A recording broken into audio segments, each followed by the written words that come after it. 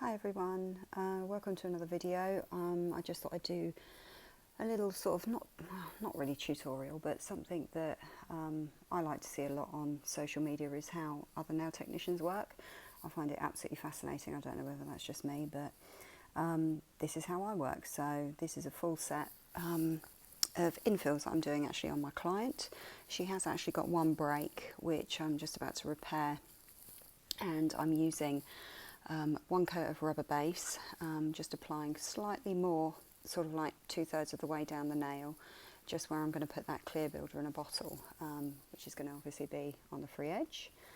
So here I'm just applying the rubber base, and as you can see I apply it and then obviously butt it up to the cuticle, because this is the way that I like to get a nice clean line around the cuticle. So here you can see me actually going in with a slightly thicker layer of rubber base. Pop that hand into cure. Now I'm actually going in with my clear builder in a bottle, just for the free edge to extend. I always start at the side wall and just slightly turn my brush over, just so that I can make sure that I can actually butt that right up into that side wall area, because that's where you're going to get your splits and breaks if you don't actually butt it up completely into that corner. So I'm just levelling it out and smoothing it.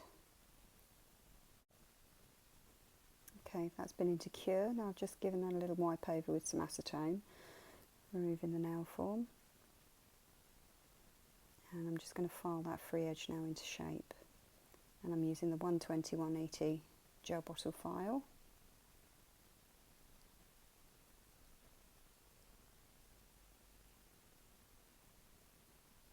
Dusting off the excess. Now I do actually go over the top of the nail. It looks like I'm being quite vigorous, but I've sped it up because obviously we don't want to be here all day. With the gel bottle buffer, this is literally just to remove the shine. This is not for shaping purposes.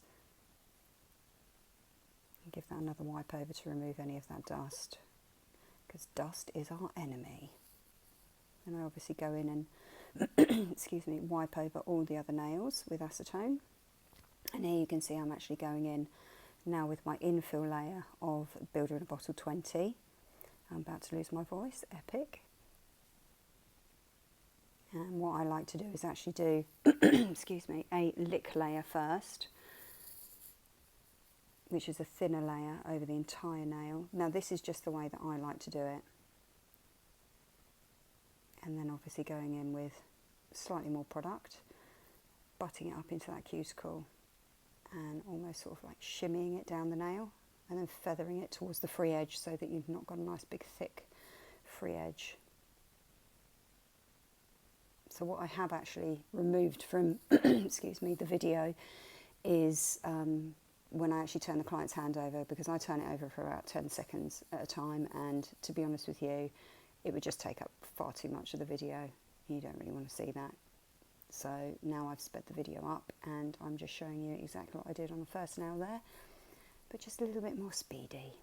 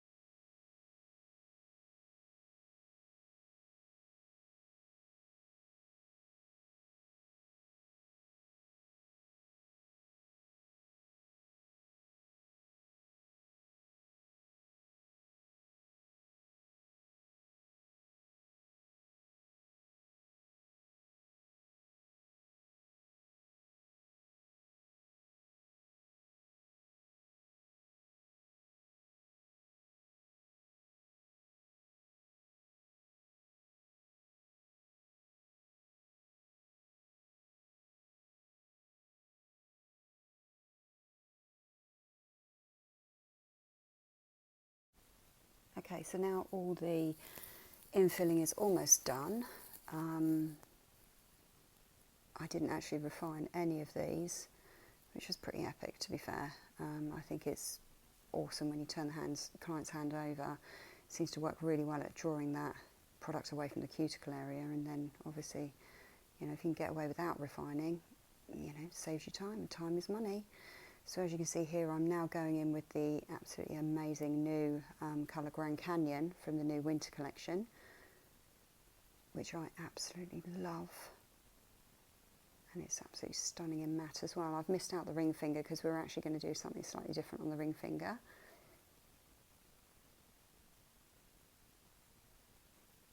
There's something about watching a video of gel painting that is just, I don't know how to even put it into words, but oh, I just love it. I wish more people would do videos, because I just sit here all day and watch it. Actually, that's probably not a good idea because I need to work. So I'm just going in and obviously doing my first layer onto the thumb, and then this hand will be popped into cure, and then obviously we'll do the second layer as well.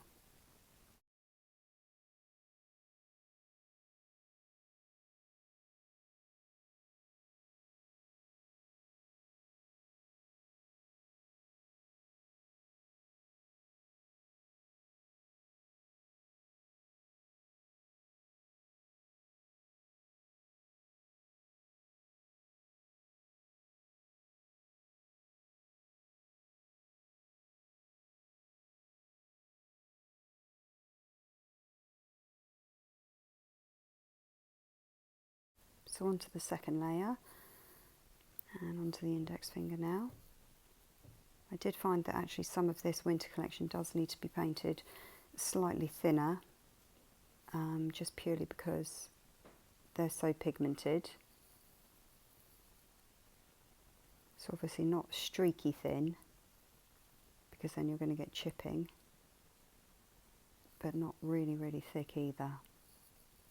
So pop that hand into cure. Now what I like to do is obviously just finish these off with the Extreme Shine top coat before I go on to that design on the ring finger. As you can see, my bottle's well used and running out. And I like to actually float over my Extreme Shine top coat, because I find that it makes it even more shinier. If you apply it too thin, you're going to get streaky lines in it, and those lines aren't going to actually be you know, look very nice on the finished result. So I do find it better to put a little bit more on and give it a little bit of a float. Make sure you're capping those free edges and corners.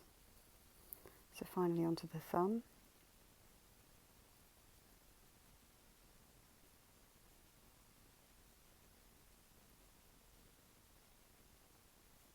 And all I've done here is just decanted some of the new rose gold from the autumn collection onto a palette. Now that palette is actually purchased from AliExpress, and I saw somebody else had it. I can't remember who had it. I think it was Enchanted Nails by Kelly actually, and I just thought, oh, I've got to have that, it's gorgeous. So I ordered that. So that is what that is, and I'm using the gel bottle detailer brush to do my glitter tip. And I always tend to put a little blob in the middle just as a guideline, just to see where my lines need to be, so that it's as asymmetrical as it can possibly be.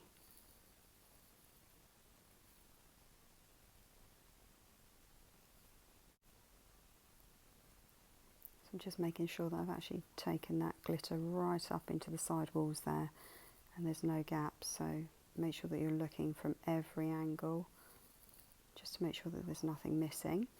I like to look at the client's other nail as well, just to make sure that one's not as deep as the other or too shallow. It's always a good idea. And this one just obviously needed to be a little bit thicker.